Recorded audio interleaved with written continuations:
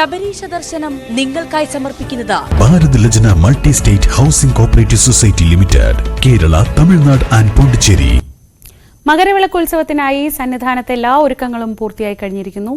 നാളെ തിരുവാഭരണ ഘോഷയാത്ര പന്തളത്ത് നിന്ന് പുറപ്പെടും. തിരക്ക് നിയന്ത്രിക്കാനുള്ള നടപടികളും തുടങ്ങിക്കഴിഞ്ഞു. ശബരിമലയിൽ ഇന്നും നല്ല തിരക്ക് തുടരുന്ന സാഹചര്യമാണ് ഉള്ളത്. പുലർച്ചെ മുതൽ തന്നെ നിരവധി ഭക്തർ സന്നിധാനത്തെത്തുന്നു, ദർശനം നടത്തുന്നു. ഇന്നലെ ഏതാണ്ട് 80,000 ഭക്തരാണ് ശബരിമല സന്നിധാനത്തെത്തിയത്. അതായത് മകരവിളക്ക് ദിവസത്തോടനുബന്ധിച്ച് ഈ എത്തുന്ന ഭക്തർ പലരും ഇവിടെ തമ്പടിക്കുന്നു എന്നുള്ളതും പ്രധാനപ്പെട്ടതാണ്.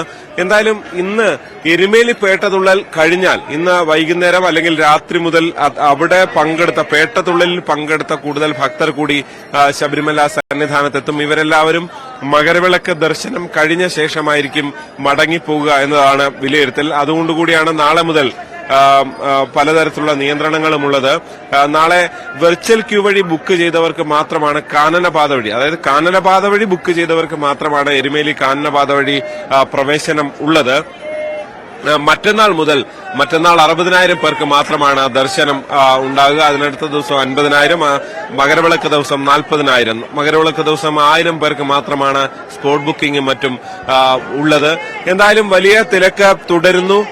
ശബരിമല പൂർണ്ണമായും ഒരു ഉത്സവ അന്തരീക്ഷത്തിലേക്ക് മാറിക്കൊണ്ടിരിക്കുകയാണ്. കൂടുതൽ ക്രമീകരണങ്ങൾ, കൂടുതൽ പോലീസ് ഉദ്യോഗസ്ഥരൊക്കെ വന്നുകൊണ്ട് മറ്റു കാര്യങ്ങൾ കൂടി നിയന്ത്രിക്കാൻ, അതായത് പുറത്ത് നിരന്തര പരിശോധന, സുരക്ഷാ പരിശോധന അടക്കം നടത്തി മുന്നോട്ട് പോകുന്ന കാഴ്ചയാണ് നമുക്ക് കാണാൻ സാധിക്കുന്നത്. പ്രത്യേകിച്ച് ഈ പാചകം ചെയ്യുക, അവിടെ ഗ്യാസ് സിലിണ്ടറും മറ്റും കൊണ്ടുവരുന്നതെല്ലാം പൂർണ്ണമായും തടഞ്ഞിട്ടുണ്ട്. ഏതെങ്കിലും തീപിടുത്ത സാധ്യതകളൊക്കെ ഒഴിവാക്കാൻ വേണ്ടി അങ്ങനെ പലതരത്തിലുള്ള നിയന്ത്രണങ്ങളെല്ലാം വരുത്തിക്കൊണ്ടാണ് തീർത്ഥാടനം മുന്നോട്ട് പോകുന്നത്. അതിനിടയിലും വലിയ തിരക്ക് തുടരുകയാണ്.